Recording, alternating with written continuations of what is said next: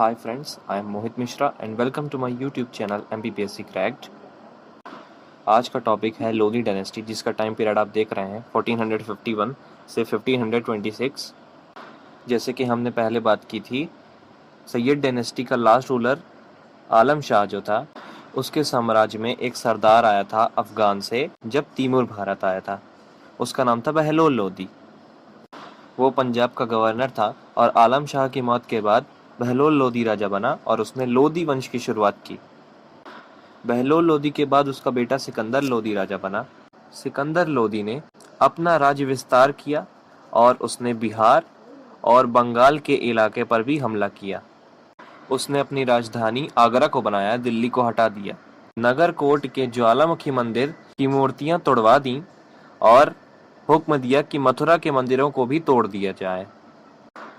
पर सिकंदर लोधी ने खेती के विकास में बहुत योगदान दिया और गाज ए सिकंदरी नाम का सिस्टम चलाया, जिससे भूमि मापन किया जाता था, लैंड को मेजर किया जाता था जहां पे खेती की जा सके।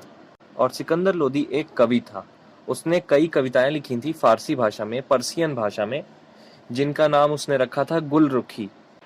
सिकंदर लोधी के बाद उसका बेटा इब्राहिम लोधी राजा बना और वो लोधी वंश का आखिरी शासक था और वो लास्ट सुल्तान भी था, अंतिम सुल्तान भी था दिल्ली का।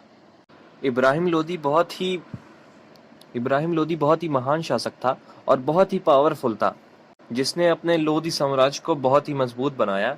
लेकिन आपसी मनमुटाव होने की वजह से दरबारी ही उसके विरोध में खड़े हो गए, उसका विरोध करने लगे। तो जो भी नोबल्स थे वो उससे थोड़ी दूरी बनाकर रखने लगे।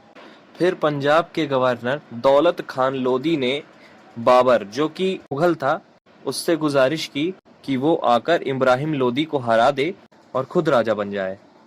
और बाबर ने बिल्कुल ऐसा ही किया। वो भारत आया और उसने इब्राहिम लोधी से पानीपत का प्रथम युद्ध, फर्स्ट बैटल ऑफ पानीपत 1526 में लड़ा, जिसमें कि इब्राहिम लोधी की मौत हो जाती है और उसी के साथ साथ दिल्ली सल्तनत भी खत्म हो जाता है।